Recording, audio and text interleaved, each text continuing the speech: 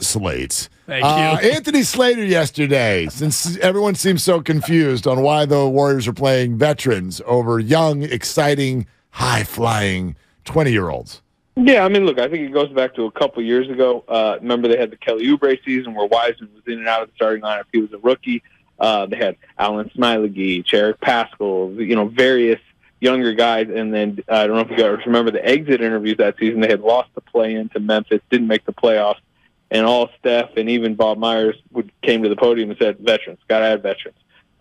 You win with veterans. That's how you win. They did add veterans last season and hit on them, which was the big deal. You get Gary Payton at the minimum. You get Otto Porter at the minimum. And the interesting part about the Payton one is the veterans wanted Avery Bradley because he was proven. They went with Payton, and the front office won that little mini battle, I guess you would say. But it worked. They won the title. Yeah, this is a question. If you, and I know we love to do this, if you could inject truth serum, or if you could get people in a quiet room where there were no microphones and they could trust completely that it wasn't going to get out of that room, I really want to know how the power structure works when it comes to minutes. Because I find it to be too easy for all of us fans to just point at Steve Kerr. Steve Kerr, why didn't you play James Wiseman? Right. And then we move on. As if this multi-million-dollar, multi-year investment by a multi-billion-dollar company is allowing that investment's future to simply be run by the idle thoughts of Steve Kerr. Like, that has to be some sort of a collective discussion. And so from Steve Kerr up the front office all the way to ownership, but also out onto the court, like, how much say do you think that Steph Curry and Draymond Green and Klay Thompson and Kevon Looney, remember, I ride with Loon, have when it comes to this? I don't know the answer, but my gut tells me that a lot of the anger some of you have towards Steve Kerr because of the lack of minutes for young guys, it's actually coming from a lot of those players as much as anyone else. Absolutely. And I think that Steve Kerr is a smart man when it comes to how to win an NBA championship. He's won 4 of them as a coach.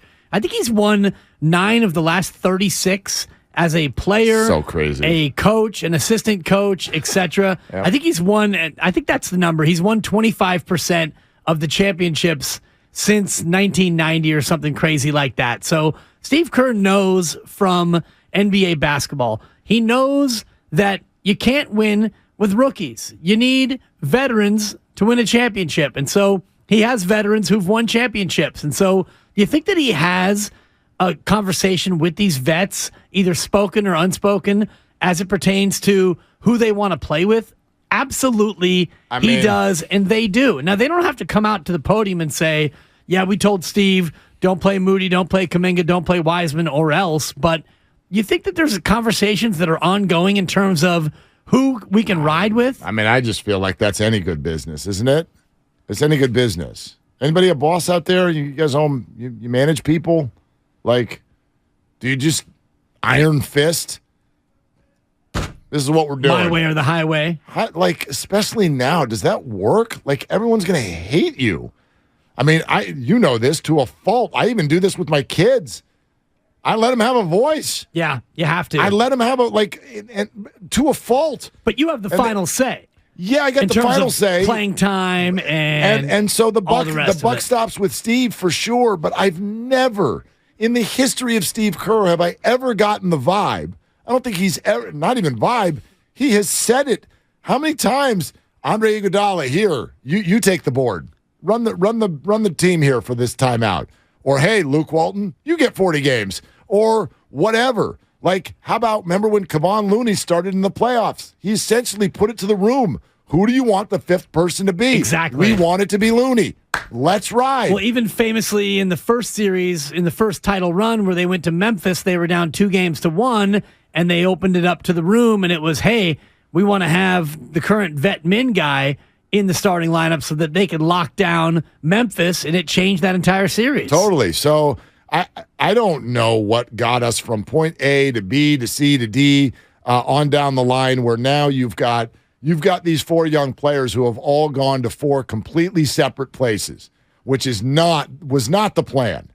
It's very unfortunate, but individually with each of them, you sort of understand it. Jordan Poole has become a main piece of the team. He already was. However, his growth into being a potential star has been a little wobbly this year, but that's Jordan Poole. Kuminga's the one of the other three that broke through into a rotation, feels like he's developed. Wiseman is not even on the team, and Moody is in purgatory.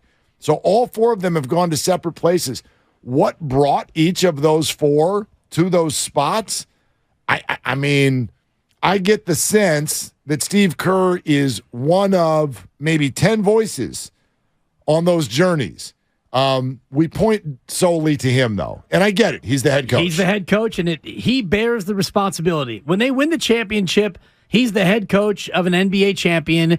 And when they mismanage, if you believe that, young players and you go 31-30, he bears the responsibility. And he knows this, and he takes it on willingly. He never shies away from it at the podium or otherwise. But you're right, Mark, in terms of, let's go back to the beginning of the year, where they enter the year and Draymond has punched Jordan Poole in the face, and you've got Wiseman, Kuminga, and Moody. You've got Baldwin Jr. and Rollins. You've got Lamb, and you've got Jerome, and you've got JaMychal Green. You got DiVincenzo, and they're looking at all the coaches are sitting down and they're thinking, how do we navigate this year? We want to win a championship. We also want to develop the young players. Do you think that Steve Kerr went into this year and thought, to hell with the kids, to quote Matt Steinmetz? Definitely not. He wanted to do both. And as you got into the year, it became pretty clear to Steve Kerr and the coaching staff and the veteran players that James Wiseman was not ready to be a winning part of the equation. And Moses Moody wasn't ready to be a part of the regular rotation. DiVincenzo, yes. JaMychal Green is a maybe. The two-way players, kind of. And Kuminga has grown into that. It's so interesting to me because I feel like so many of our sports conversations right now end up in what is, if you barrel them all the way down to the bottom, there are conversations about now versus then, and which do you prioritize? So if I even asked you as a sports fan, what matters to you, now or, I mean, obviously now matters, but only now or now and then? It's now 80%, it's then 20%. And I think the Giants are a good conversation piece in terms of now versus then. The because Giants. You can rattle off 8 or 9 or 10 prospects, and I wish you wouldn't, but if you want to, you Luciano's coming, You baby. can Matos me into submission. Oh, you can Luciano me into tomorrow. You can Patrick Bailey me, and I will fall asleep. It's great. 2026, I hope that they're all a part of a winning Giants team. But now I'm more interested in Conforto and Hanny. I call him Hanny. Hanniger and, David VR at third and all the rest. Casey Schmidt. Oh, boy, is he flashing in Arizona. To me, it's 80-20, Mark. And for the answer is whatever you want it to be. Like you're a fan. Sure. You get to decide what, but here's what I see that, and I'm trying to figure it out. I want to know the calculus here. So if the Giants are bad because they're staying flexible and they keep pitching to you, hey, we got young people coming. Luciano, 2 for 3 we got young, in low A. And everybody's ticked at him because they're not the Padres. Why don't you just 300 to everybody right now? You get 300. You get 300. Now, right? It's like little kids at dinner. Now. I got one of those. So then here's the I can't get the spoon to her fast enough. And then here are the Warriors going, look, we are desperately trying to do now because we have Steph in his 30s, Clay and Dre in their 30s. So we are desperately, solely focused on now. And so many of the fans are like, but what about then? 2 timelines, Mark. Can somebody help me? Are we overly obsessed with now, or are you buying then? Because if you're buying then, like I almost want to just like get every fan in a room. If you're mad about Wiseman, then you better be patient with the Giants and shush. You don't get to be, well, the Giants are boring. And at the same time, tell me that the Warriors did something wrong with Wiseman. Is it now, or is it that? What are we rooting for? You can do both if you're the Warriors, and that's where fans want you to do both. But is that possible? Well, it felt like it was possible going into this year because you have 3 guys who've won 4 championships. You've got Wiggins, who was maybe the MVP last year if it wasn't for Steph Curry in Game 4. You've got Kevon Looney and Jordan Poole, who's kind of a part of both. So you look at that core and you think, yeah, we got now covered. So why don't we have some then as well? Give me Wiseman. Give me Kuminga. Give me Moody. Give me the other young players, and let's still win. We can do both. But when you start 3-7 and your then looks like it's 3 or 4 years away, and that's kind of like your Giants analogy, I think, is appropriate because Kyle Harrison might be both. He's probably now, and he's also probably then. He's close, but right. Luciano, Matos, Bailey, and whatever other no-name guys you want to throw at me, they're not now. They're not ready. And I know baseball's different because it takes 3 or 4 years to become now, but you look at Wiseman at 7-2, why can't he be now? Listen, you said it, and this is a classically human American thing. Yeah, we want it all. We want it all. Shout out Queen. I'm trying to figure out if that's even possible, though. And I mean that in this particular situation. I don't want to hear, well, the Spurs, great. That was totally different. And I'm looking at their team right now, by the way, and you mentioned this earlier. You can't win with young players. And everyone wants to look at Kawhi Leonard and the Spurs. Tony Parker was 31. Tim Duncan was 37.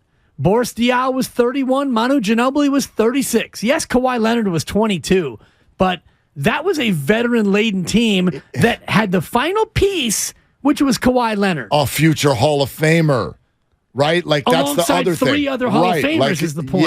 Yes. Your point is good, and the other point is he wasn't just a 22-year-old player. He's a player who ended up turning into a bona fide star. Right. And we don't know that about any of these people. So has an NBA team ever won with a young core? No. Exactly. No. And I know people are like, well, hold on. They weren't going to be the core. We've got this core. That's my question, and I believe we have the answer. I wanted it all, too. I wanted to keep everybody and defend a championship. I look at the story of this year, and I have come to the opinion it wasn't possible.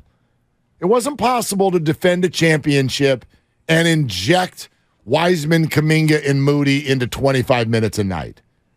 I did, like, sometimes that awful phrase that people use because it doesn't make any sense about having cake and eating it too. What does having cake mean if you're not eating it? I don't understand. But we'll put that over here. Well, I have a wedding cake in the freezer, so I have cake that I'm saving for our 1-year anniversary. Right, but I also ate it too. Yeah, you're right.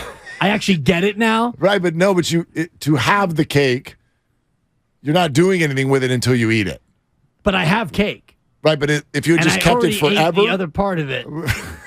No, it doesn't make sense. It makes no sense because my mother-in-law loves to make cake, and so we had cake on Sunday, and we had cake, but we ate it. You ate it, and now we don't have cake. That's what it means to have. We don't have cake anymore. All right. Well, sponsored by Fremont Bank, full-service banking, no compromises. I mean that's what it feels like to me. I don't know how, and sure, hindsight 2020. Oh well, they weren't going to win it anyway. Maybe you're right. Maybe you're right. But damn it, I certainly wanted them to try. Damn it. And it's not over yet. It's not over yet. Nothing is over until we decide it is. So.